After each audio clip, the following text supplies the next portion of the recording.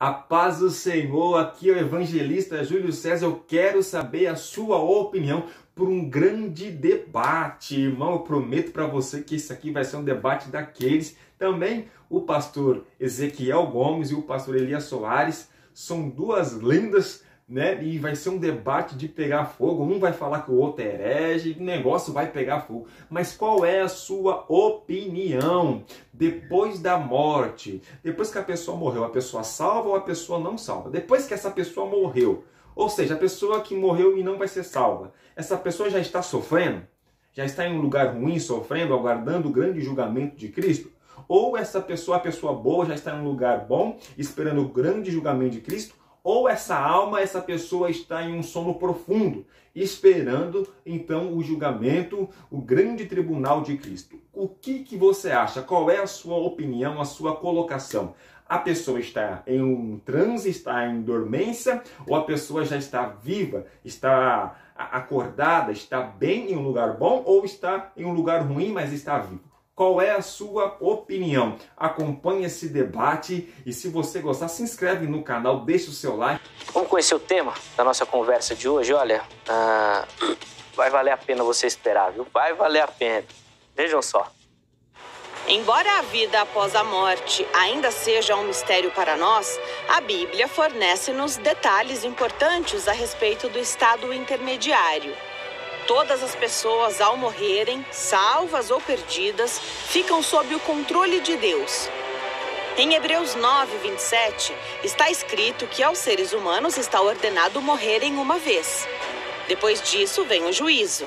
Mas isso não quer dizer que imediatamente após a morte as pessoas são levadas a um julgamento. O que acontece entre a morte e o juízo final? O que a Bíblia ensina sobre o assunto? É correto dizer que, assim como o corpo, a alma também morre e fica inativa? Queremos, de uma forma mais específica, usar um versículo para debatermos o tema. Vamos ler Apocalipse 6, 9. Quando ele abriu o quinto selo, vi, debaixo do altar, as almas daqueles que tinham sido mortos por causa da palavra de Deus e por causa do testemunho que sustentavam. Essa é uma das referências usadas para justificar a ideia de que os mortos continuam vivos e, além do mais, de maneira consciente. Os salvos em Cristo são levados ao paraíso, no céu, e os perdidos, ímpios, vão para o Hades, que não é a sepultura, e sim um lugar de tormentos. Do outro lado, temos aqueles que defendem o sono da alma.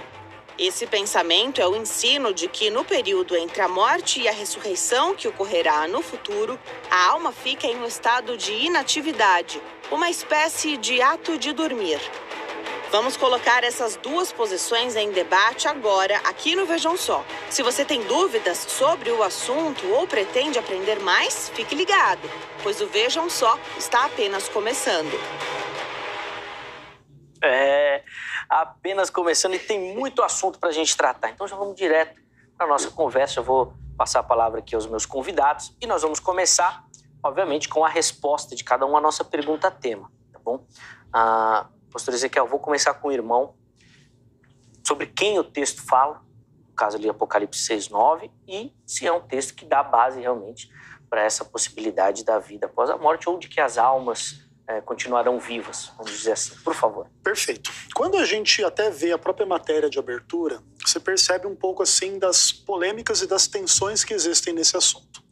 Então ela diz assim, né, a matéria de abertura, que a gente vai discutir um pouco a vida após a morte e esta ideia do estado intermediário, porque a Bíblia diz que aos homens está dado morrer uma só vez e depois disso vem o juízo, citando Hebreus 9, verso 27. Mas se a alma é imortal, e o homem é uma alma imortal, aos homens não é dado morrer nenhuma vez. Não é verdade? Se a alma não morre, como que poderia ser dito que ao homem é dado morrer uma só vez se o homem é uma entidade que não morre?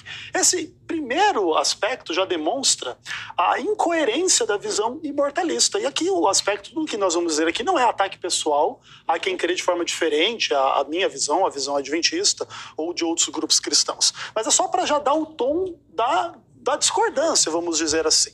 Acima de tudo, o que acontece? Tanto Apocalipse 6, versos 9 a 11, não é uma prova de alma imaterial, imortal, etc., que o texto é simbólico. O texto não deve ser lido literalmente e, caso fosse lido literalmente, estaria em contradição absoluta com a palavra de Deus. Por exemplo, a Bíblia diz assim: os mortos nada sabem. Só que aí as almas debaixo do altar, elas sabem que Deus é soberano, elas sabem que Deus é justo e verdadeiro, elas sabem que o sangue delas ainda não foi vingado e precisa ser vingado, e elas clamam por isso. Se você literaliza o texto de Apocalipse 6... o texto lá de Eclesiastes, capítulo 9, verso 5, que diz que os mortos nada sabem, está errado. Outra coisa, a gente tem, por exemplo, o salmo bíblico que diz que os mortos não louvam ao Senhor, nem aqueles que descem à região do silêncio. Como que a Bíblia descreve a morte? Como silêncio. Como que pode ser silêncio se eles estão clamando, conversando, pedindo e falando? Você percebe literalmente que um desses textos tem que ser simbólico. E qual que é o texto mais apto a ser simbólico? É o texto do Apocalipse, que naturalmente o livro do Apocalipse é um livro muito difícil de ser interpretado, mas esse texto específico não é tão difícil assim, e a gente vai expor com mais tempo durante o debate. Sim, vamos falar mais desse texto, tentar aprofundar o máximo possível, além de, obviamente, assim como o pastor Ezequiel já fez, outros textos que vão aparecer também durante a nossa conversa. Pastor Elias, quero ouvir o irmão também, como é que o irmão responde a nossa pergunta-tema, por favor. Eu penso que antes de discutirmos Apocalipse 6:9, é importante salientarmos a questão sobre a imortalidade da alma, se a alma é ou não imortal. Eu fiquei prestando atenção em alguns textos que o pastor Ezequiel citou, por exemplo, Eclesiastes capítulo 9, versículos, eles citam apenas os 5, né, e deixam de citar os 6, e também os Salmos, e também ele citou Hebreus capítulo 9, que aos homens está ordenado, acho que é 27, 9, 27, aos homens está ordenado morrer uma só vez, vindo depois disso o juízo. Quando nós abordamos a questão da morte nesses textos, tanto em Eclesiastes capítulo 9, versículos 5 e 6, Hebreus capítulo 9, versículo 28 e outras citações que aparecem nos livros dos Salmos, nós devemos analisar isso a partir da perspectiva de Salomão. Salomão está analisando a vida debaixo do sol. Então, outro detalhe importante, que quando a Bíblia fala de morte, nós precisamos analisar que tipo de morte. Nós temos a morte física, nós temos a morte espiritual e temos a morte eterna, que é a segunda morte. Quando a Bíblia fala sobre morte, neste caso, está falando sobre a morte, em primeiro lugar, a morte física. A alma morre no sentido não de deixar de existir, mas de se tornar totalmente fora da presença de Deus. Então, alguém que está banido da presença de Deus, mesmo estando vivo, é como se estivesse morto. Isso é um ponto bastante interessante. Agora, ali em Apocalipse capítulo 6, versículo 9, é um texto que pode ser usado para defender a imortalidade da alma, até porque nós temos ali almas. E o texto grego que aparece é o seguinte, é tas psirraston sagmenos. Olha só, tas psirraston sagmenos. Os dois primeiros pontos estão no acusativo. Só que o segundo, que é o tom sagmenos, está num genitivo. E essa ideia de genitivo, ela vai trazer a ideia de origem. Por exemplo, as almas dos... Não diz que são as almas, mas as almas dos que foram degolados. Porque esses sagmenos são os degolados, aqueles que tiveram uma morte violenta. Então, o que João estava contemplando não são seus corpos, mas contemplando as suas almas, que, a bem da verdade, nós temos pelo menos 3 lexicógrafos que descrevem a alma como parte imaterial e imortal. E é isso que João estava vendo ali no céu. Boa, depois a gente, obviamente, tem muito assunto. O pastor Ezequiel está só anotando ali, para depois fazer os comentários também. Muito bacana. Ó, deixa eu ouvir a sua opinião. Entra lá no nosso perfil do Instagram, @programa Vejam Só, e lá você vai encontrar não só as nossas enquetes, mas outras maneiras de interagir aqui com o Vejam Só. Só um lembretezinho para você rápido. Se você está assistindo agora o programa e entrar lá no Instagram, não vai ser essa enquete que estará disponível, tá bom? O Vejam Só é gravado. Então a gente precisa disponibilizar antes o material para você votar, participar, e aí a gente consegue colocar dentro do programa. Mas entrou lá agora, vota na que está disponível, tá certo? Espero a sua contribuição e participação. A pergunta que nós colocamos lá é a seguinte: as almas são relatadas aí no texto de Apocalipse 6:9, nossa matéria apresentou também, nossos convidados já falaram um pouquinho. Estão conscientes aguardando o julgamento final? Você tem duas opções, sim e não. Escolha uma das opções. Na postagem seguinte você pode justificar o porquê que você escolheu uma ou outra. Durante o nosso debate nós vamos tentar colocar esses comentários aqui também para os nossos convidados fazerem, né, algumas observações sobre a sua opinião, certo? Pastor Ezequiel, o irmão estava anotando aí, eu nem vou fazer pergunta, vou deixar, acho que você já tem bastante assunto para falar aí, tá bom? Por favor, vamos lá, a palavra está com o irmão. Vamos lá. Bom, primeiro de tudo, é bem importante a gente deixar bastante claro que o Salomão, em Eclesiastes ou em outros pontos da Bíblia, não fala de uma perspectiva unicamente da vida na Terra. Verso 10 do capítulo 6 de Eclesiastes: no além para onde tu vais, não há obra, nem conhecimento, nem sabedoria alguma, né? A ideia não é assim, aqui debaixo do céu, debaixo do sol, a parte material não sabe nada, mas lá no céu, não sei aonde, tem uma parte material que sabe muita coisa e que bate papo, e que clama, e que ora, e que conversa. Até porque não é só Salomão que diz isso, né? A Bíblia é repleta de aspectos desse mesmo tipo. Veja, por exemplo, Jacó em Números 23, verso 10. Que eu morra a morte dos justos e o meu fim seja como o dele. Aí você lê em português, você diz assim, isso aí não está falando nada sobre alma.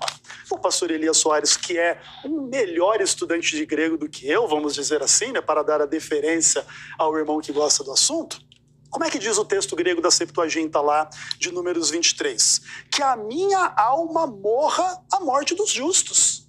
Como que a perspectiva bíblica pode ser de que a alma não morre se o próprio autor aqui diz que a minha alma morra, quer dizer, que a minha pessoa morra? E, aliás, o pastor Elias gosta muito de dizer que, por exemplo, lá em Ezequiel 18, a alma que pecar essa morrerá, quer dizer pessoa, né? E ali, por que ele não usa a mesma tradução para... lá em Apocalipse capítulo 6? E vi as pessoas, os decapitados, etc, etc, etc e tudo mais. Porque funciona perfeitamente. E o genitivo não tem a noção ali no aspecto de posse. Como eu falo assim, a pessoa do Elias Soares está anotando os argumentos do Ezequiel Gomes. Não quer dizer que o Elias possui essa pessoa, mas que está falando da pessoa dele. Esse é um aspecto importante. Outra coisa. Muitos lexicógrafos dizem que a alma tem uma parte imaterial, etc. Ok, lexicógrafos dizem, mas a Bíblia não diz. Certo? O que acontece? Existe uma interpretação baseada na filosofia grega que muitas vezes coloca a alma como essa entidade material. E aí eu vou ler, para terminar o meu comentário, um pequeno trecho aqui, e você vai me dizer se foi um adventista que escreveu ou não. Segundo a Bíblia, o ser humano é uma unidade. É verdade que há menção de elementos que entram nessa constituição, mas não ao ser humano como ter duas ou três naturezas diferentes que podem subsistir separadamente. O conceito de um paralelismo entre dois ou três elementos constitutivos é oriundo da filosofia grega, sendo, portanto, estranho ao pensamento bíblico. Você acha que isso aqui é um pensamento adventista? Não sabe, né? Esse aqui é o trabalho do Fernando Albano, cujo título é Dualismo, Corpo e Alma na Teologia Pentecostal. Mesmo pentecostais que estão estudando a Bíblia estão percebendo que esse argumento de que a alma é imaterial e, portanto, ela sobrevive à alma vem do dualismo grego e não da palavra de Deus. Aliás, eu desafio o pastor Elias a mostrar um texto na Bíblia onde se diga que a alma é uma entidade imaterial. Porque se não existir esse texto, a base fundamental dessa convicção é extra-bíblica. Lembra quando se fala mal da vovó White, ou Elias Soares? Que os adventistas são isso e aquilo porque eles creem em coisas fora da Bíblia. Porque Ellen White falou uma coisa que não está escrita na Bíblia, você não pode acreditar nisso, acredite na Bíblia. Então agora, Elias, mostre para as pessoas onde a Bíblia diz que a alma é uma entidade imaterial, e se você mostrar, até eu me converto à sua doutrina. O Elias vai ter a oportunidade de responder tudo isso Na sequência. Eu queria só que o irmão, rapidamente, falasse um pouquinho sobre a questão das divisões que o Elias fez de mortes. Perfeito. Morte espiritual. Como é que o irmão... Perfeito. Sim, é importante definir didaticamente esses aspectos de morte, é verdade. Só que morte não pode não ser morte. Esse é um ponto importante. Por exemplo, vamos dizer o seguinte, existe uma morte espiritual, então isso quer dizer que o ser humano não morre. Aí, nesse caso, você entra em contradição com o próprio conceito de morte. A morte espiritual, ela é um conceito relativo que usa elementos da morte física para chamar a atenção para uma condição de pecado. Então, por exemplo, o que acontece com a pessoa quando ela morre? Ela fica inativa, inconsciente, ela não pode fazer nada e etc. Então, o ser humano pecador, ele está morto para Deus. Ele não pode fazer o bem, ele não pode ser salvo, ele não pode fazer as coisas. Por isso, Deus tem que dar vida para ele. Então, nesse aspecto, há uma analogia entre a morte física e a morte espiritual. Mas você não pode dizer, porque há uma morte espiritual, não, então quando a Bíblia fala de morte, a morte não é verdadeira, ou ela é só referente ao corpo e não à alma, que aí o salário do pecado deixa de ser a morte, que aí o ser humano é um pecador ou não é? Se o ser humano for um pecador na sua alma, ele tem que morrer, porque a alma que pecar, essa morrerá. Aí se ele não for, como é que essa alma vai sofrer eternamente no inferno se ela não tem pecado? Porque o salário do pecado é a morte, não a tortura eterna. Mas aí tem bastante coisa para o Elias comentar aí. Muito bem. Elias, a palavra está com o irmão aí. Tem muito desafio. E só dar uma pincelada aqui, que eu vou ter que pagar um café pro Ronaldo, porque eu falei que o Elias ia ser o primeiro a citar Ellen White. Foi o Ezequiel que fez. Já me adiantei, né? Já me adiantei. Eu perdi o café, depois eu vou acertar as contas com o Ronaldo lá. Vamos lá, Elias, por favor, a palavra está com o irmão. É interessante, né? Porque o comum seria eu citar vovó White, eu né? tinha certeza disso. Falei pro Ronaldo, vai ser na primeira fala. E o Ezequiel atropelou. E ele não só cita a vovó White, como da outra vez que nós estivemos debatendo aqui, lá nos bastidores, ele fez uma revelação que eu não sabia. Segundo ele mesmo. Ela levou uma pedrada na cabeça e depois dessa pedrada ela ficou meio pirada e começou a escrever. Ele me disse lá no estúdio. Olha só. Esse é um fato clássico da história de mas é impressionante. Um próprio adventista depondo contra a profetisa do movimento. Essa porque diz que ela é maluca. Não, ele depondo contra a profetisa inspirada. Mas já que ele começou, né? Vamos pro texto. Vamos agora para o texto. No além para onde tu vais. É importante ele interpretar o que é esse além. Porque pelo que ele está dizendo, esse além é no céu. Se é no céu, então o que ele está dizendo é o seguinte: no além para onde tu vais. Tu quem? O ímpio ou o salvo? Será que vão os dois? Então ele está colocando os dois lá no além. Além, até onde eu sei, é a sepultura. É a isso que Salomão está analisando, porque até o capítulo 8, até o capítulo 9, ele está analisando a vida a partir de uma perspectiva debaixo do sol. Tanto é verdade que no versículo 6 ele diz o seguinte, que nós não teremos recompensa. Ora, não teremos recompensa? Será que no além ninguém vai ter recompensa? O salvo não tem recompensa? O ímpio também não tem recompensa? Ele tem recompensa para a perdição. Então ele precisa interpretar melhor o que é esse além, definir para as pessoas, porque jogar assim, sem dar a interpretação, fica meio estranho, né? Aí ele diz o seguinte, que Jacó disse que a minha alma morra. A minha alma morra. Como é que ele vai dizer que a minha alma morra? Como é que a alma pode morrer se ela não é imortal? Ali é uma figura de linguagem, ele está falando da morte dele mesmo, né? Da morte dele, e não da parte material que sobrevive à morte do corpo.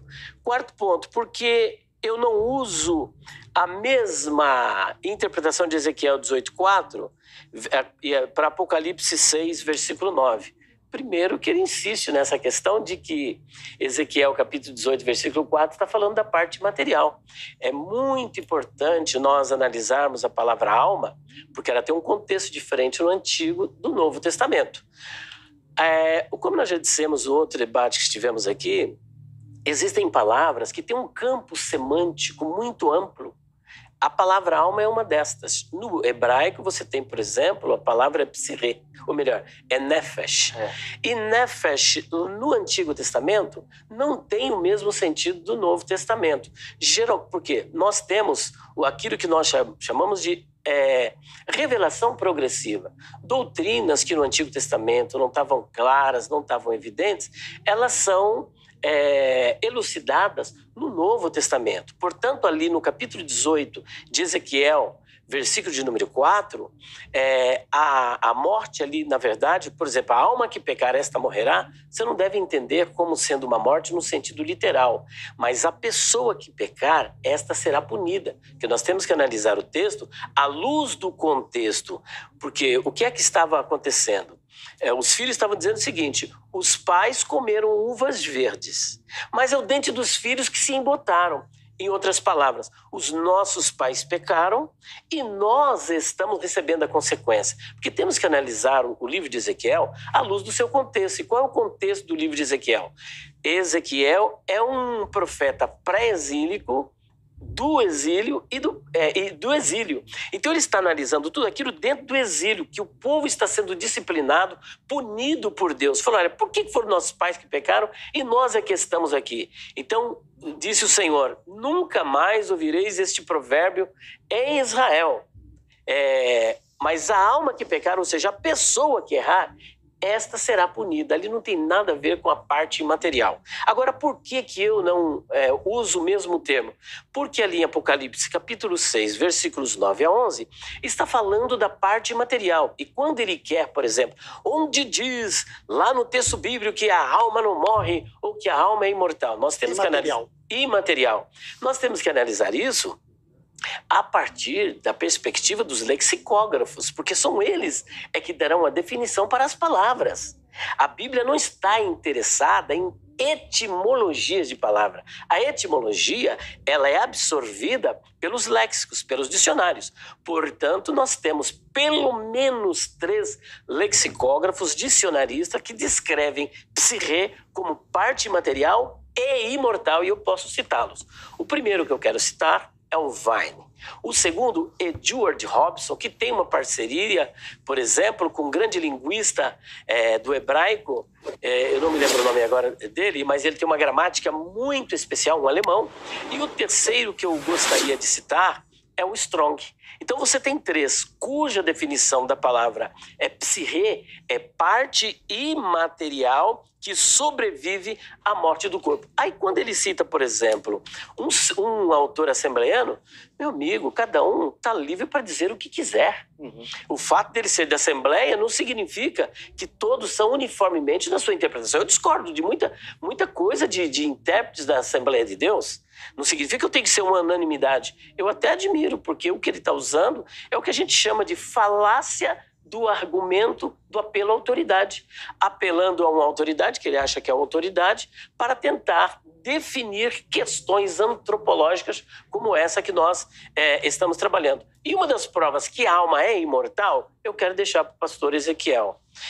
Está em Lucas capítulo 23, versículo de número 43. Olha o que aquele ex-ladrão, que a tradição chama ele de Dimas, disse: Senhor, lembra-te de mim quando vieres no teu reino, quando entrares no teu reino. Qual foi a resposta do Senhor Jesus? Na verdade, eu te digo, hoje estarás comigo no paraíso. Olha só, na verdade te digo, hoje estarás comigo no paraíso. Bom, nós sabemos que aquele ex-ladrão, ele morreu naquele dia e o seu corpo foi sepultado porque não poderia ficar no sábado aquele corpo em exposição. Se Jesus disse, hoje estarás comigo no paraíso, o que é que ele levou? O corpo não poderia ser, porque Jesus não poderia glorificar aquele corpo e levá-lo ao mesmo dia para o céu. Então o que ele tinha que levar? Levar a sua alma que é imortal. Não há outra escapatória. E aí está uma das provas concludentes da imortalidade da alma. O Ezequiel vai comentar rapidinho, Elis, por favor. Sim. O Ezequiel falou bem, inclusive quando ele citou o autor assembleano, do dualismo. Eu queria que o irmão falasse um pouquinho sobre essa questão dessa influência, se existe, do pensamento grego na leitura do texto, por favor. Então, esse é um argumento muito antigo usado pelos amigos adventistas do sétimo dia, e não somente esse, né? Até um que ele usou da outra vez, né, com muita euforia, se chama doutrina diabólica, né? E que aí ficou claro a nossa diferença, né? A pessoa, quando ela falta argumento, ela parte para agressão, né? chamando de diabólica, e ele feriu não somente a mim, mas toda a comunidade evangélica do modo geral, dizendo que os evangélicos acreditam numa doutrina diabólica. Aí é curioso que naquela vez ele disse o seguinte: eu não digo que é platônica, só que agora ele já disse que é platônica. Você vê, parece que ele mudou de ideia.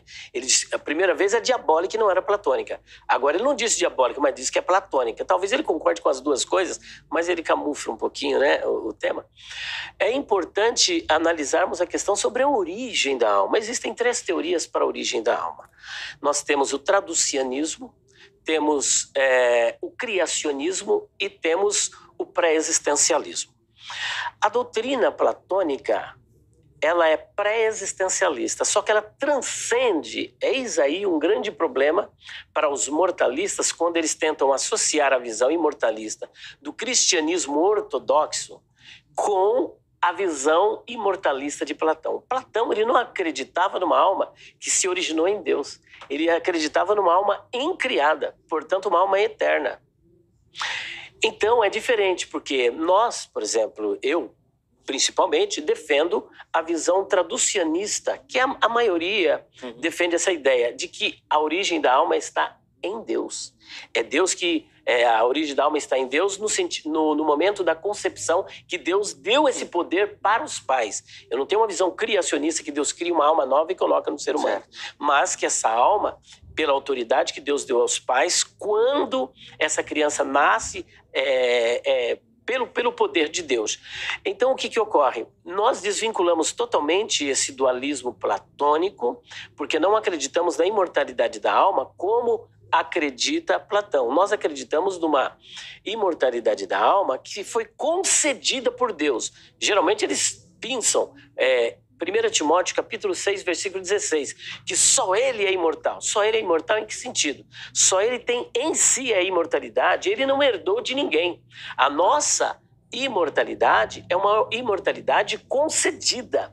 E por isso nós somos imortais numa concessão divina. A imortalidade em Platão é autônoma, não tem origem em Deus. Então está totalmente desassociado. Esse argumento ele está totalmente fora de combate. Boa. Vamos lá, Ezequiel, por favor, a palavra está com o irmão.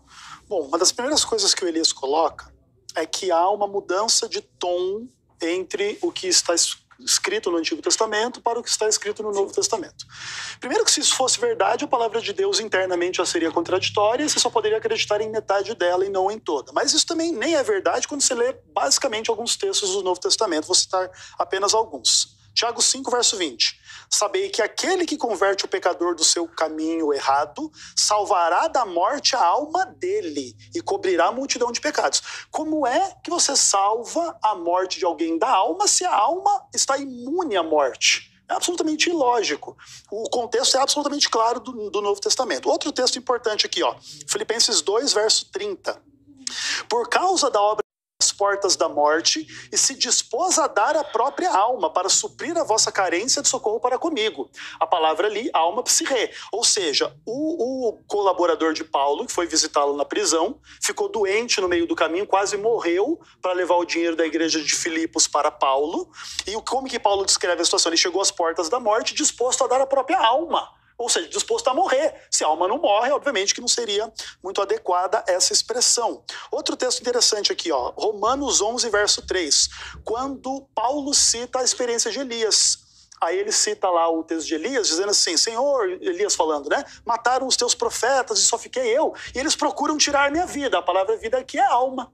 Procuram tirar minha alma, procuram me matar. Se a alma estivesse impossível de morrer, todos esses textos estariam equivocados. Agora, uma coisa importante para o telespectador entender. Não, uma das maiores provas da imortalidade da alma é o ladrão da cruz. A alma sequer aparece no texto. Jesus em nenhum momento diz assim, você virá na forma de uma alma imaterial imortal comigo neste dia. Até porque existe aquela velha, né, questão, que não é uma questão adventista, é uma questão da própria interpretação do texto, de que ali o aspecto não é que a pessoa estaria naquele dia no paraíso, mas Jesus garantia hoje, naquele dia, que ele estaria futuramente no paraíso. Inclusive, essa é a leitura, né, da vírgula ali, no manuscrito bíblico mais antigo, no Códice Sinaítico. Tá? Uma outra coisa importante é assim, quando Elias Soares fala da origem da alma, e das perspectivas supostamente diferentes entre os platônicos e os imortalistas cristãos. Primeiro de tudo, que a Bíblia não coloca em nenhum momento esta ideia de que Deus deu autoridade ao homem de dar alma imortal aos outros homens, que seria no caso da geração dos filhos, né? Essa é uma inferência, essa é uma interpretação que vai negar o próprio texto que ele mesmo citou de 1 Timóteo capítulo 6. Deus é o único que possui a imortalidade. E se vamos pensar o seguinte, que Deus concedesse essa imortalidade, ou seja, se não fosse uma imortalidade inata, acho que eu bati aqui, desculpa aí, eu acho que não é uma imortalidade inata, tá? Mas é uma imortalidade concedida. Mesmo que assim fosse, Deus não seria o único imortal. Porque a partir do momento que Deus concedeu a imortalidade, qualquer outro a quem Deus concedeu essa imortalidade já seria imortal. Então, quando se coloca que Deus é o único imortal, sim, se coloca ele numa categoria diferente de todos os demais, ou seja, nenhuma criatura pode ter imortalidade em si mesmo, que inclusive é um pouco do que a gente estava falando no outro debate, sobre a questão do ser diabólico da doutrina da imortalidade da alma. E eu termino com isso. Em nenhum momento o meu objetivo naquele debate, ou neste ou em qualquer outro, é atacar o Elias ou as pessoas que creem e etc e tal. É verdade que eu creio sim que a doutrina da imortalidade da alma é diabólica, certo? Assim como muitos cristãos acreditam que doutrinas adventistas são diabólicas. E não há problema em a gente admitir este embate. É ruim a gente tratar as coisas nesses termos? É ruim. Mas no final das contas, é assim que funciona a vida. Alguém está certo e alguém está errado. E quem está errado não está do lado da mentira. Vamos pensar na hipótese de que os adventistas estão errados nesse aspecto do sono da alma. Que inclusive é colocado textualmente no texto de Apocalipse 6, e nós vamos ler isso ainda até o final do debate. Seja como for, vamos pensar que nós estivéssemos errados quanto a isso. E eu estou aqui pregando que a alma dorme, que ela morre, e que não sei o que. E eu tô, não é uma coisa diabólica? É. Só que o oposto também é verdade, Elias. E esse é um ponto importante. Então, o ponto aqui não é esconder nada de ninguém. E quem colocou a origem da doutrina aqui platônica e dualista em relação a esse aspecto foi o autor assembleiano, não fui eu. Tá? Eu creio sim que a doutrina é de origem diabólica, ela tem essa expressão filosófica na filosofia greco-romana, depois ela se manifesta no espiritismo, de Allan Kardec e tudo mais, que também tem essas visões de alma imaterial, imortal e tudo mais, e no fim das contas não tem muito o que fazer. O nosso aspecto principal é que se a alma for imortal, o salário do pecado não é a morte. Sequer Jesus morreu, e aliás, morreu por alguém que nem ia morrer, que seriam os pecadores, por exemplo. Vamos pensar que a alma seja imortal. Jesus, como alma imortal, sequer morreu, você já quebrou o fundamento do evangelho. O evangelho é, Jesus morreu por você. Agora, na alma imortal, ninguém morre. Outra coisa, Jesus morreu por você porque você é um pecador, e porque você é um pecador, você está condenado à morte. Mas a sua alma é mortal, os seus pecados não vão conduzir você à morte, porque você é imortal aí nessa sua alma. Então, você quebra o fundamento do evangelho. E, por fim, 1 Coríntios capítulo 15 diz que o último inimigo a ser vencido é a morte. Como que isso seria verdade se no momento que eu, entre aspas, morro, eu não morro? O último inimigo seria a morte? Não, a morte sequer seria um inimigo existente na doutrina da imortalidade da alma. No texto de Lucas, então, a leitura do irmão é que o hoje... Jesus está garantindo hoje que ele estará no paraíso no futuro. Tá. Para encerrar bem rapidinho também, o Elias mencionou a questão do além, da leitura lá de Salomão. Perfeito. Por favor. Perfeito. A ideia ali é o quê? Salomão está colocando exatamente o que vai acontecer quando a pessoa morrer. Eu concordo com o pastor Elias. Ali é o quê? O que vai acontecer com a pessoa quando ela estiver morta, sepultada? É o quê? Ela não fala nada, ela não pensa nada, ela não faz nada, diferente se o texto de Apocalipse 6 fosse literal. Que aí o morto, no além, ele estaria fazendo obras, fazendo um plano. O Senhor, por favor, vingue esse pessoal aí. E Deus respondendo, estaria aí confabulando dentro de um plano, e o texto de Salomão impede que isso seja literal. Oh, bem-vindo ao imortalismo. Bem-vindo ao imortalismo. Ele acaba de fazer uma pregação imortalista.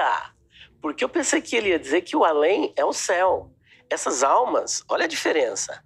Elas não estão aqui na terra. João tem uma visão do céu. E se o além é a terra, então o que está o além na sepultura é o tempo depois da morte. Não é, mas ninguém está falando de céu e terra. Não, é o tem que ter em algum lugar. Depois de morrer, não tem o que Olha, fazer. você viu que delicadeza dele, né? Eu fiz quantas interferências mesmo? No seu Não fez nenhuma, eles você citou diretamente. Mas olha só, Vamos você lá. teria depois a sua oportunidade, Vai né? voltar, a palavra vai voltar. Mas vai lá, olha, Nilson, por favor. bem-vindo ao imortalismo, porque se o além é a sepultura, porque ele diz que o corpo será enterrado, então ele está dando causa para que realmente, quando a pessoa morre, morre o corpo e não a alma. Porque o que João está vendo, ele não está vendo um corpo sepultado no Kever e nem no Minemeion. Ele está vendo no Uranos, ele está vendo lá no céu. Essa alma está no céu e não aqui. E eu continuo dizendo que o que Salomão está batendo é sobre a vida aquém do sol e não além do sol. E esse além dele foi mal interpretado. Mas vamos lá, para Lucas capítulo 23, versículo 43, provando que realmente há imortalidade da alma. Apesar de não estar escrita a palavra alma, eu também não vejo a necessidade. Porque analisa bem, Jesus disse, hoje estarás comigo no paraíso. Hoje, quando Jesus disse, hoje estarás comigo no paraíso, olha só o verbo. Ele está usando um verbo no futuro. Quando você acaba de pronunciar um verbo, ele já ficou no passado e você já está no futuro. Portanto, a partir do momento que Jesus disse, 1 minuto depois, meia hora depois, 1 hora depois, já é futuro. Então, o estarás comigo no paraíso não significa necessariamente que é na eternidade, daqui 1000 anos, daqui 2000 anos, daqui 3000 anos. Hoje é hoje. Portanto, veja só, o ladrão da cruz, Jesus morreu às 15 horas. Fisicamente ele morreu, como já estava previsto que ele morreria, morreu às 15 horas. Aquele ladrão da cruz, ele não poderia ficar na cruz até depois das 18 horas, ou seja, havia 3 horas no espaço de tempo para que ele fosse morto e sepultado. O que é que eles faziam para poder apressar a morte do condenado? Quebrava, né? Justamente, era chamado crurifrágio. Porque uma pessoa naquela condição, ela podia ficar de 3 a 9 dias vivo. Então, quando se queria apressar a morte de um condenado à cruz, eles usavam um bastão, quebrava a perna do condenado e essa prática chamava-se crurifrágio, que significa a quem se quebram as pernas. Alguns tentam dizer, não, aquilo ali foi para... Até adventista falou assim, aquilo ali, eles não quebraram para sepultá-lo, mas quebraram para ele não fugir. Só que aí eles têm a própria profetisa dele, a quem eles chamam de meio maluca e chama de vovó White, ele que deu o nome, né? Ela diz no seu livro Desejado de Todas as Nações, sabe o quê? Que aquela prática, foi feita para apressar a morte dos condenados. E como se isso não bastasse, o doutor Rodrigo Silva, que é um arqueólogo, também no seu vídeo, ele fala a mesma coisa, dizendo que a quebradura das pernas era para apressar a morte dos condenados. Fora isso, nós temos outros arqueólogos, Werner Keller, temos o que eles gostam de citar, Champlin também fazendo essa citação, e muitos outros arqueólogos. Então, quando se quebrava as pernas, a pessoa durava de 12 a no máximo 1 hora para morrer. Quando chegaram, quebraram a perna daquele condenado e ele morreu naquele mesmo dia, porque ele não podia ficar vivo na cruz depois das 18 horas. E foi nesse espaço de tempo que o Senhor Jesus Cristo o levou. A primeira coisa que nós devemos analisar é o seguinte: quem é que pode salvar? Eu até pergunto para o pastor Ezequiel, quem pode salvar, pastor Ezequiel? Quem tem poder e autoridade para salvar? O Salvador. O Salvador, que é o Senhor Jesus Cristo. A minha pergunta é, o Salvador morre? Deus, o Salvador, morre? Morreu. Não, o Deus, o Salvador... Então o senhor acredita que Jesus morreu corpo, alma e espírito e a sua divindade também morreu? Jesus morreu. Como um todo, Se ele é a Deus e divindade. homem, ele morreu como Deus e homem. Como é que Deus pode morrer? Aí ele depõe contra o próprio texto que ele apresentou. Então como é que você depõe que Deus... Se Deus não pode morrer, Jesus não é Deus? Não, espera um pouquinho. Ué. Se ele é imortal, ele é eterno, como é que ele pode morrer? Olha só. Olha a doutrina que ele está apresentando, a morte de Deus. E veja que a ressurreição partiu de 3 perspectivas. A ressurreição foi realizada pelo Pai, pelo Filho e pelo Espírito Santo. O próprio Senhor Jesus disse, olha, derribai este templo e em 3 dias eu o reedificarei. Agora, como é que ele poderia cumprir essa palavra se ele estava morto? Alguém teria que ressuscitá-lo, mas ele mesmo disse que iria se ressuscitar várias vezes. Então Deus, a divindade, não pode morrer. E o que ele está acabando de pregar é uma heresia gritante da morte de Deus, depondo contra um texto que ele mesmo usa para combater o imortalismo, porque o Senhor Jesus, ali por exemplo, em 1 Timóteo capítulo 6, versículo 16, diz que Deus, que é a divindade, é imortal. Então não pode morrer. Então é mais uma heresia que precisa ser refutada. Agora eu tenho que chamar o irmão de herege, infelizmente, tá bom? Agora, olha só. Vamos agora para outros textos que ele está apresentando aqui. Deus não deu autoridade ao homem. O que Deus disse lá no Jardim do Éden? Capítulo 1, versículo 28. Primeiro ele diz, façamos o homem a nossa imagem, a nossa semelhança. E fez Deus o homem a sua imagem, a imagem de Deus o criou. E disse Deus, frutificai-vos e enchei a terra. Deus está dando esta autoridade para o homem criar um ser semelhante a ele, igual a ele. Deus não cria uma alma nova, nem os adventistas acreditam nisso que ele está falando. Que Deus, no momento da concepção, cria uma alma nova e coloca dentro do ser humano. Se Deus cria uma alma nova, nós temos um pelagianismo gritante, que ele é contra o pelagianismo e contra o semipelagianismo, porque essa era justamente a visão de Pelágio. Pelágio partia de uma perspectiva antropológica de que as almas eram criadas por Deus no momento da concepção. Se ela é criada por Deus, e a Bíblia diz que toda boa dádiva e todo dom perfeito vem do alto, descendo do Pai das luzes, em quem não há mudança e nem sombra de variação, essa alma é pura. Essa alma não é pecadora. Logo, essa alma que é criada nova, ela não sofre os efeitos do pecado. E é por isso que Pelágio não acreditava que o homem tinha pecado, herdou o pecado de Adão, mas ele aprendia a pecar. Ele está acabando de fazer uma nova heresia, pregando o pelagianismo contra o arminianismo que ele defende. O arminianismo wesleyano. Bom, vamos lá para mais um texto. Deus deixa de ser imortal por conceder a imortalidade? Ora, Deus dá poder para o homem. Eis que vos dou poder. E por isso ele deixa de ser todo poderoso? Não. A imortalidade em Deus, ela é essencial. Ele não herdou de ninguém. Isso faz parte do atributo da sua natureza. Amor, por exemplo. Deus é amor, mas ele dá amor para as pessoas. Deus é gracioso, ele concede graça para as pessoas. E nada disso depõe contra os atributos de Deus. Portanto, mais uma falácia do nosso amigo Ezequiel Gomes.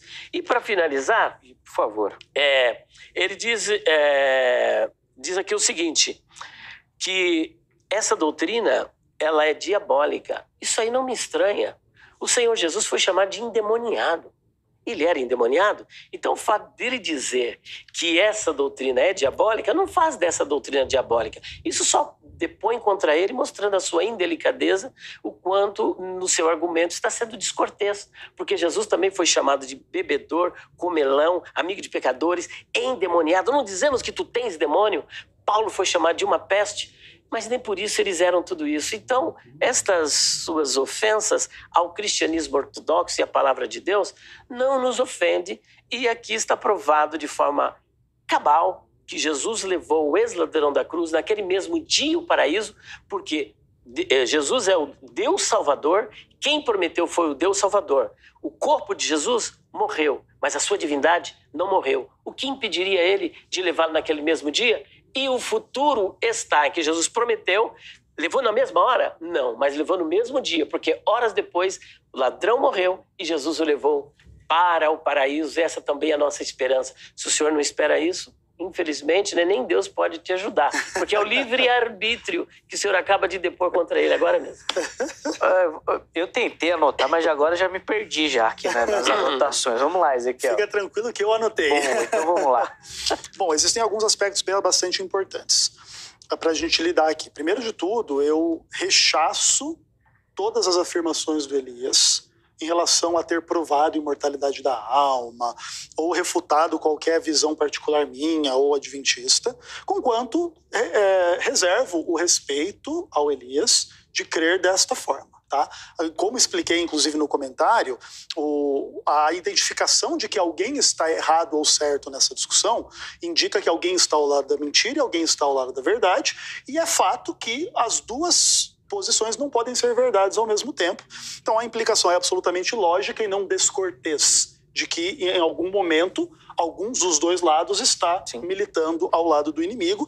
Todavia, também é verdade que Jesus morreu e carregou os pecados das pessoas. Então vamos pensar que estejamos sendo descorteses ou ruins uns com os outros. Num contexto do arrependimento, da confissão dos nossos pecados, nós temos o perdão porque Jesus morreu, não porque Jesus não morreu. E o aspecto de se Jesus morreu ou não como Deus é um aspecto bastante polêmico e complexo, e eu não defendi em nenhum momento algo do tipo assim, não, eu tenho uma visão aqui de que a alma é isso e aquilo. O Elias colocou um monte de coisas na minha boca aqui na sua fala que eu não falei. O que é importante dizer é o seguinte, quando Jesus morre, nós temos que dizer que ele, Jesus, morreu. Porque de outra forma você tem esse problema grave aí. O aspecto divino da natureza de Cristo, de fato ele é uma polêmica se esse aspecto morreu ou não, tá? E de fato essa é uma polêmica inclusive relativamente insolúvel. Do lado de quem crê que Deus morreu, a ideia é que a mera morte de um ser humano não teria a eficiência que o sacrifício de Cristo tem. Por exemplo, e pegue um outro homem que não seja Cristo, e sacrifique-o numa cruz em prol de toda a humanidade. Haverá redenção e salvação em função disso? Obviamente não. Porque este ser humano não tem a capacidade de redimir a humanidade, não é o Salvador.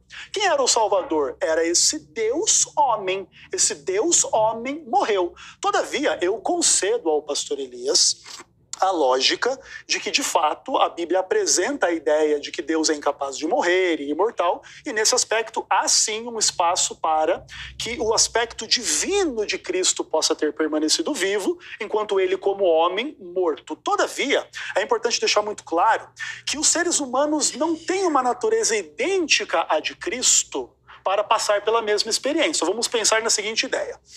Jesus é Deus e homem, ele morre como homem e não como Deus, porque Deus não pode morrer. Então essa divindade seria essa alma que sobrevive, que ressuscita a si mesma e etc. Então o homem também tem algo desse tipo que sobrevive. Não, porque o homem não é Deus e homem como Jesus Cristo era.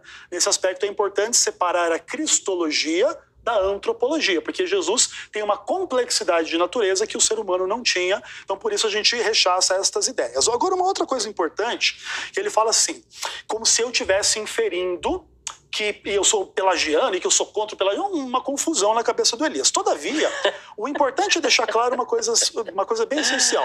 Se o pastor Elias não é um pelagiano e não crê que a alma é pura, então ele já vai ter que decidir que a alma é pecadora. Como que pode uma alma pecadora não morrer se Jesus falou, se a palavra de Deus falou que o salário do pecado é a morte? Porque nesse aspecto, se a alma é pecadora, nós não somos pelagianos, nós cremos então na doutrina da depravação total. Beleza. Então o salário é a morte. Não pode não ser a morte. Se a alma é imortal, não tem morte. A gente chega a chegar ao absurdo de ter que dizer o óbvio.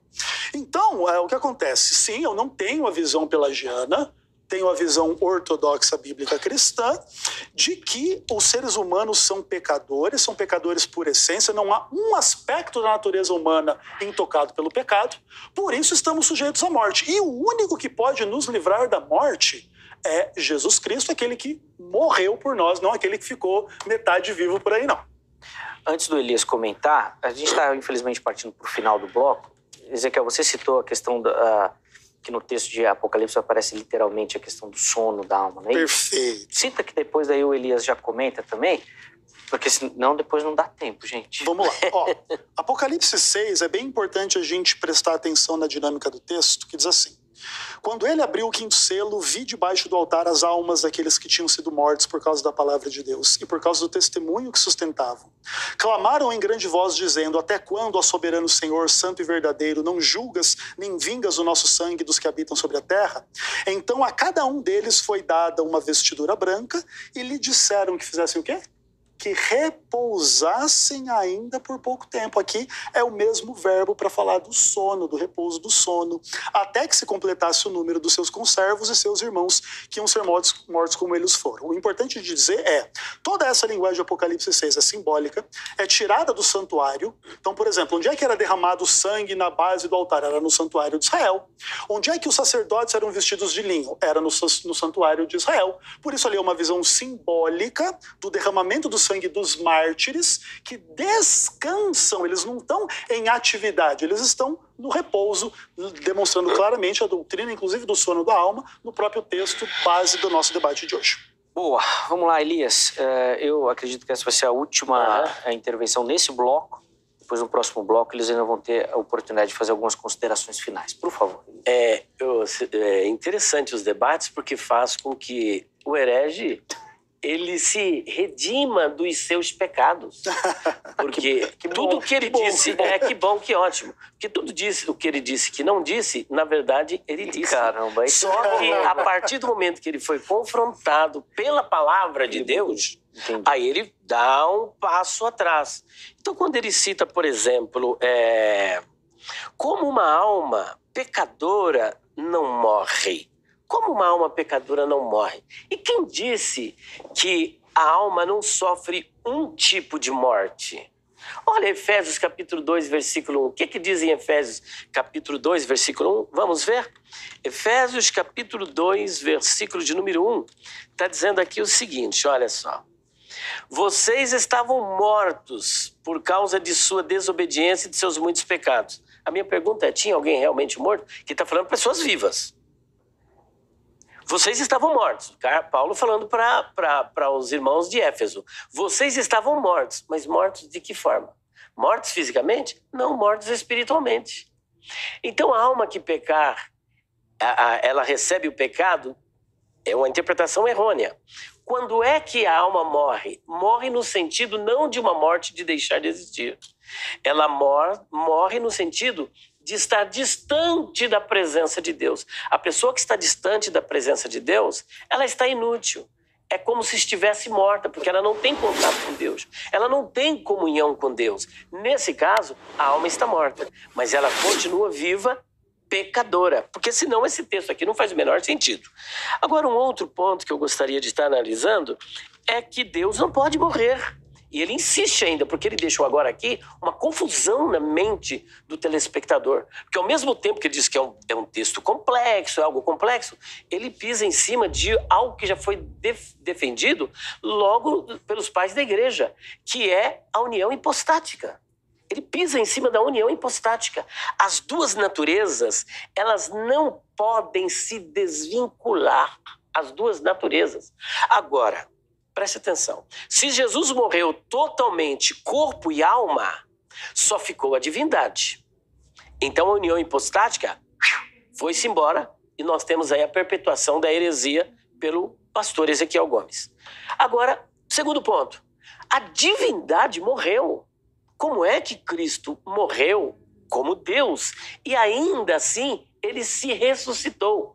Porque nós devemos analisar a divindade, porque parece-me que ele está pregando aqui um triteísmo, como se o Pai fosse um Deus, o Espírito Santo fosse outro Deus e Jesus fosse outro Deus. Porque morrendo o Deus Jesus, as outras duas pessoas que são divinas, particularmente, continuam vivas. Por exemplo, Jesus e Espírito Santo é um Deus, não é Deus, é um Deus. O Pai é um Deus e Jesus é outro Deus. É o triteísmo isso aí, não é trinitarianismo. O trinitarianismo, ele existe a partir do Shema Israel Yahvé Eloheinu, de Deuteronômio capítulo 6:4. Ouve Israel, o Senhor teu Deus é um só. No judaísmo, esse um só é absoluto. Mas no cristianismo é um composto. Ou seja, Pai, Filho e Espírito Santo compartilham da mesma divindade. Portanto, a divindade não pode morrer, porque se ela morrer, todos estão mortos. Não tem como morrer parte da divindade. O Jesus Deus morreu, mas tem o Jesus Pai e tem o Jesus Filho, tem mais outros dois deuses que não morrem. Isso é uma heresia gritante que deve ser combatida. Então perceba que a heresia ela é tão terrível que a pessoa tentando defender a sua heresia, ela cria uma outra heresia pior, que é a morte de Deus. Eu acho que talvez ele queira fazer relação ao communicatio idiomatum, né? Que é muito trabalhado nessa questão cristológica da natureza teantrópica de Cristo, mas parece que ele não foi muito feliz, que ele acaba declarando a morte de Deus e não soube explicar a questão do communicatio idiomatum, que mesmo assim eu refuto que não tem base bíblica e nem tampouco a morte de Deus. E continua prevalecendo que ali, por exemplo, nós temos um genitivo, e eu quero até corrigir que nós esphagmenon, na verdade a palavra é ton esphagmenon, ou seja, as almas que foram degoladas, dos degolados. As almas é tas psichas esphagmenon, ou seja, as almas dos que foram degolados. Portanto, existe uma parte material e imortal que João não estava vendo aqui na terra, ele estava vendo lá no céu. Ora, lá na questão de sangue lá no céu, ele está vendo uma alma imortal, de acordo com o que descreve os melhores lexicógrafos e dicionaristas. Infelizmente, mais uma heresia, pelagianismo pregado, depois a morte de Deus pregada. O senhor não está evoluindo, meu querido, está decaindo. Gente, eu vou chamar o intervalo. Vamos lá, meus irmãos. Vou passar a palavra para ambos. Vou coordenar aqui o tempo, mas os irmãos terão ali entre 5 e 6 minutos para fazer essas considerações finais. Ezequiel, eu vou começar com o irmão, por favor. Bom, primeiro de tudo, eu tomo para mim as palavras do pastor Elias. Nada do que se fala, que você é um herege, que você defendeu contra a Trindade, porque você falou a favor do pelagianismo, nada disso sendo verdade, não me atinge de forma nenhuma, e basta qualquer um ver o debate aí quantas vezes quiser, e assim ficará claro para qualquer um. Todavia, só um outro aspecto de resposta ao Elias antes das minhas considerações finais, é que Efésios 2, verso 1, não socorre a ideia da imortalidade da alma, tanto porque Colossenses 3:3 coloca a metáfora inversa. Em Efésios 2:1 é o ímpio que está morto sem Deus, e em Colossenses 3:3 é o cristão que está morto porque tem fé em Cristo. E obviamente que isso são símbolos da experiência tanto do ímpio em pecado, que está morto para Deus, e do cristão que está morto para o pecado e morto para Cristo. Então são símbolos e não são para ser tomados de forma literal como um escape, como se querendo dizer que então a alma não morre porque Efésios 2:1 usa uma metáfora de morte espiritual, né? Isso é uma forma muito irresponsável e isso sim herética de fazer teologia. Entretanto, as considerações finais, é importante dizer, o livro do Apocalipse é um dos mais difíceis de ser interpretados da Bíblia, todavia a passagem que estamos lendo não é das mais difíceis. Todo o pano de fundo do livro do Apocalipse é o que acontecia no santuário de Israel, que era inaugurado quando o pecador trazia o cordeiro para derramar o sangue para iniciar os rituais. E como que o livro do Apocalipse começa no capítulo 1, verso 5? Com o derramamento do sangue de Jesus Cristo. Depois você tinha no ritual do Santuário da Terra um monte de acontecimentos importantes que eram os sacrifícios, que eram o sangue derramado, e que depois você tinha o dia da expiação como a culminação do que acontecia no santuário, que você vê lá em Apocalipse capítulo 11, verso 18, quando se abriu o santuário que havia no céu e foi vista a Arca da Aliança, que contém os 10 mandamentos que decretam o que é pecado e o que não é. E se você é um pecador, você é um mortal. Não existe pecador imortal. De outra forma, a palavra de Deus estaria errada. Depois, como que é o ritual do santuário? O bode Azazel, representante do diabo, é enviado para o deserto, ou seja, toda a experiência de Apocalipse 20, e depois você tem o quê? A purificação do santuário, onde o povo de Deus é declarado livre dos pecados. E aí acontece a cena de Apocalipse 21. Vi um novo céu e uma nova terra, e aí eis o tabernáculo de Deus com os homens. E o verso 4 é a destruição do imortalismo. E lhes enxugará dos olhos toda lágrima, e a morte, ou seja, só quando a nova Jerusalém estiver colocada nesta terra é que a morte não mais vai existir. Até lá, a morte existe, não para o imortalista, porque o imortalista nega a existência da morte como um bom espírita, como um bom platônico, ainda que negue a afiliação, né? Se eu tenho harmonia com o antitrinitariano e com o pelagiano, o pastor Elias Soares tem harmonia com Allan Kardec e coisas desse tipo. Então, o que acontece? A palavra de Deus diz que é só na renovação da nova terra que não existirá mais morte. Até lá, a morte existe em função do pecado. E não há pecador imortal. O pastor Elias diz assim, não, a alma morre. Mas ela morre num sentido em que ela não morre. Faz algum sentido para você? Para mim, não. Porque isso depõe contra a palavra de Deus. E nesses aspectos, o ponto importante de dizer não é ofensa. Assim como entendo que o Elias Soares vai me chamar de herege, não está me ofendendo. E ele está correto caso ele esteja correto. E ele está errado caso ele esteja correto. E no final das contas, todos nós somos hereges à luz do conhecimento do outro, da interpretação do outro. Pode ser que muitos islâmicos nos considerem todos nós aqui hereges porque não cremos no islamismo.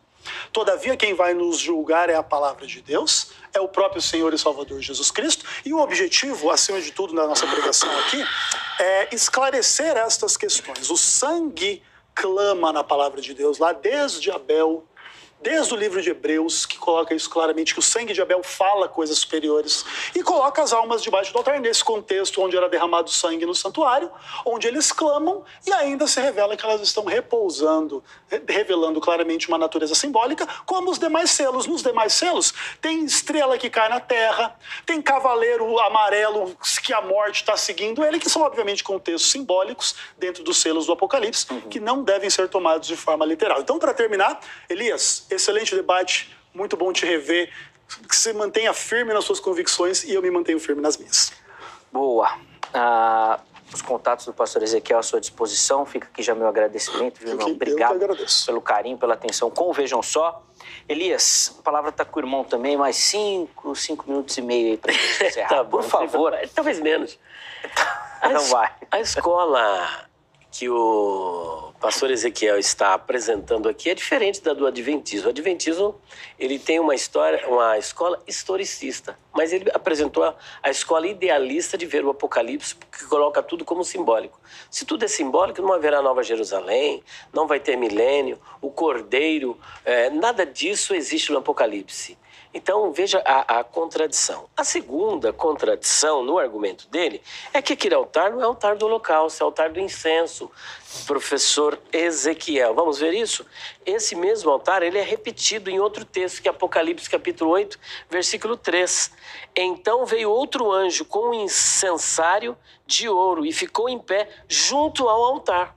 Esse altar é justamente o altar que recebia o incenso, e o incenso, ele simboliza a oração dos santos, o clamor dos santos. E o que aquelas almas estavam fazendo ali debaixo do altar?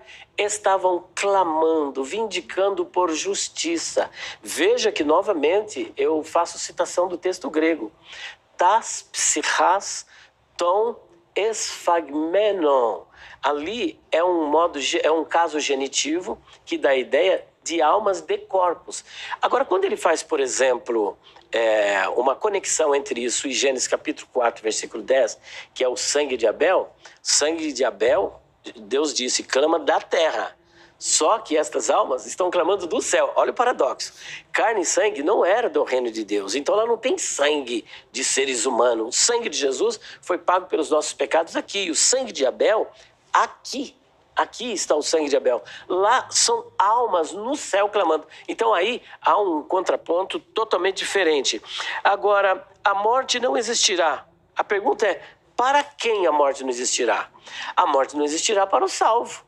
Porque nós passamos da morte para a vida. Mas o ímpio, ele vai experimentar a morte eterna.